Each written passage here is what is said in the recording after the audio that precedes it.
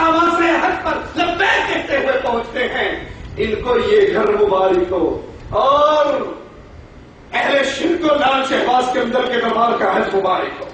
مگر افسوس آج اہل شرک اپنے پیروں اور فقیروں کی درگاہوں پر طواف کرتے ہیں، حج کرتے ہیں۔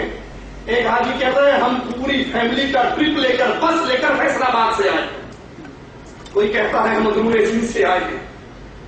اہل ایمان بیت اللہ کا طواف کرتے ہوئے اللہ کو پکارتے ہیں، یا اللہ، یا اللہ کی صدائیں آپ نے طواف کے دوران سنی ہوگی، اللہ کے سامنے رونا آپ نے طواف کے دوران دیکھا ہوگا، حجر اسود کو چومنا آپ نے طواف کے دوران دیکھا ہوگا۔ لیکن افسوس افسوس، حیدرآباد کے قریب سیون شریف کا یہ میلہ جس میں باقاعدہ طواف ہوتا ہے، بیت اللہ کے طواف کرنے والے یا اللہ کہتے ہیں، اور سیون شریف کا طواف کرنے والے یا علی مدد کے نعرے لگاتے ہیں۔ ہمیں اللہ مبارک ہو، اور ان کو یہ شرک، ان کے گلے میں یہ شرک جو ان کو جہنم کی طرف لے کے جانے والا ہے، اور ہمیں وہ توحید جو اللہ کی رحمت سے اللہ کی جنت میں لے جانے والی ہے۔ اور وہاں پر جو مجاور بیٹھے ہیں ان سے پوچھا جائے طواف کہاں سے کرنا ہے تو باقاعدہ نشان لگاتے ہیں۔ یہ لال شہباز قلندر کا جھولا، آپ نے اکثر پاکستان کی بسوں پہ دیکھا ہوگا، جھولے لال شہباز کرے پرواز جانے راز دلاں دے، یہ لال شہباز پرواز کرتا ہے۔ سیون شریف میں 2 غاریں ہیں جن کے بارے میں مجاور نے بتایا یہ غار کیوں بنائی گئی۔ پہلے لال شہباز قلندر پرواز کیا کرتا تھا، اڑتا ہوا مدینے جایا کرتا تھا، فجر کی نماز مدینے میں پڑھ لی، ظہر کی نماز مکے میں پڑھ لی، اثر پہ پھر سیون شریف آ گیا۔ تو ایک دفعہ اوپر سے اڑ رہا، نیچے بیٹھے ہوئے لوگ قرآن پڑھ رہے، تو وہ جو مولوی صاحب پڑھا رہے ہیں نیچے اتر، یہ نیچے اترا، مجھے شرم نہیں آتی، لوگ قرآن پڑھ رہے ہیں، بچے قرآن پڑھ رہے ہیں، تو اوپر سے برباد کر کے جا رہا ہے۔ آج کے بعد اوپر سے نہیں جانا۔ اس نے کہا جناب سرکار حاضر، آئندہ نہیں جاؤں گا۔ اس نے سیون شریف سے کھوڑ مارا، 2 غاریں بنائی، کہتے یہ غار ڈائریکٹ مکہ نکلتی ہے، ایک نجف شریف نکلتی ہے، ایک مکہ شریف نکلتی ہے۔ تو لال شہباز کو اوپر کی بات چھوڑ کے نیچے سے جایا کرتا تھا، انا للہ و انا الیہ راجعون۔ تو ان سے پوچھا گیا کہ کہاں سے طواف شروع کرنا ہے، وہ کہتے ہیں یہ لال شہباز کا جھولے لال، اس جھولے سے طواف کرو۔ کہا کتنے چکر لگائیں؟ کہا تم اس پہ 7 چکر لگاؤ، اور پھر اس جھولے کے اندر نذرانہ ڈالو، اور جو تمنا تمہاری ہوگی، جو دعا تمہارے دل میں ہوگی، تمہارا مالک شہباز کے اندر تمہاری وہ ساری دعاؤں کو قبول کر لے گا۔ انا للہ و انا الیہ راجعون۔ ان شیطان کے پجاریوں کی کاش عقل کام کرتی اور یہ شیطان کے دھوکے میں نہ آتے۔ یہ بزرگوں کی تعظیم کے نام پہ شیطان ان سے جو کچھ کروا رہا ہے، اللہ کی قسم اس کی تعلیم نہ رب کے قرآن نے دی ہے، نہ محمد علیہ السلام کے فرمان نے دی ہے، اور نہ سچے اولیاء اللہ نے دی۔ اولیاء اللہ تو ہوتے ہی وہ ہیں جو اللہ کی توحید کی طرف بلاتے ہیں، اور جو اپنی عبادت کی طرف بلائے وہ شیطان کا ولی ہوا کرتا ہے، رحمان کا ولی نہیں ہوتا۔ اہل توحید بیت اللہ کا طواف کرتے ہیں، اللہ کو پکارتے ہیں، قرآن پڑھتے ہیں، لبیک اللہم لبیک کی آوازیں گونجتے ہیں، مگر لال شہباز قلندر کے درگاہ کے حج کرنے والے یا علی مدد کے نعرے لگاتے ہیں، اور شرک کے اندر کفار مکہ کو بھی پیچھے چھوڑ جاتے ہیں۔ کفار مکہ طواف کرتے تلبیہ کہتے آیا کرتے تھے جب حج کے لیے، تو کیا کہتے تھے؟ لبیک اللہم لبیک لبیک لا شریک لک لبیک الا شریک لک تملکہ وما ملک، تیرا کوئی شریک نہیں، تو لا شریک ہے سوائے یہ چھوٹے چھوٹے، یہ لات و عزا، یہ ان کو تو نے نوازا ہوا ہے۔ اے اللہ دے رتے نے، اے اللہ دے نواز، ان کے ہاتھ اللہ کے خزانے میں ہے، جس کو جو چاہے عطا کر دے۔ تملکہ وما ملک، ان سب کے بعد جو کچھ ہے وہ تو نے عطا کیا ہے ان کے اپنے ہاتھ میں۔ کفار مکہ پھر بھی بیت اللہ کا طواف کرتے، اللہ کا نام لیتے تھے، لیکن آج لال شہباز کے اندر کی درگاہ کا طواف کرنے والے یا علی مدد کے نعرے لگا رہے ہیں، اور پیچھے انڈین فلموں کے گانے چل رہے ہیں۔ مبارک ہو تم کو یہ حج نشین، اور مبارک ہو اہل ایمان کو بیت اللہ کی زیارت، مبارک ہو بیت اللہ کا طواف۔ جس طرح اہل ایمان حجر اسود کو چومتے ہیں، ہمیں دیکھا رش ہوتا ہے حجر اسود پہ چومتے ہیں، اور جس مسلمان کو موقع مل جائے چومنے کا، وہ چوم کر جب نکلتا ہے تو خوش ہوتا ہے نا کہ میں نے حجر اسود کو چوما ہے، میں نے اس پتھر کو چوما ہے جس پتھر کے سامنے امیر عمر نے آ کر کہا تھا جانتا ہوں تو پتھر ہے تیرے ہاتھ میں نفع نقصان نہیں ہے، تجھے چومتا اس لیے ہوں کہ میں نے محمد کو چومتے دیکھا تھا صلی اللہ علیہ وسلم، جس کے بارے میں میرے آقا نے کہا تھا یہ پتھر قیامت کے دن آئے گا، اس کی دعا کیا ہوگی، یہ اہل ایمان کو تلاش کر کے ان کی سفارش کرے گا اور اس کی سفارش قبول کر کے اللہ آپ کو جنت عطا کرے گا۔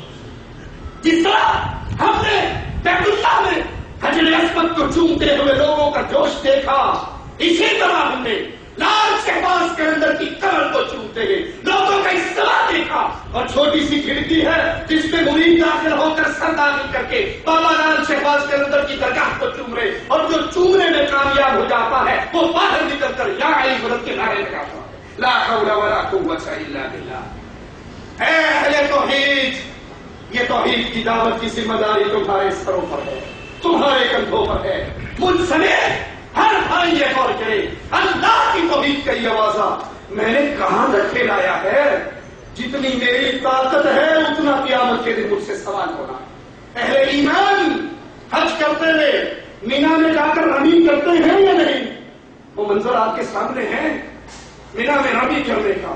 افسوس، سد افسوس، ہم نے دعوت توحید کو چھوڑ دیا، کوئی فضائل کی دعوت پہ چل پڑا، کوئی نماز کی دعوت پہ چل پڑا، کوئی سیاست اور جمہوریت کے پیچھے چل پڑا، کسی کو قربانی کی کھال اکٹھی کرنا اتنا پسندیدہ مشغلہ لگا کہ اس نے دعوت توحید کو ایک سائڈ پر رکھ دیا، اور اہل شرک اس بیت اللہ کا پورا مقابلہ کر رہے۔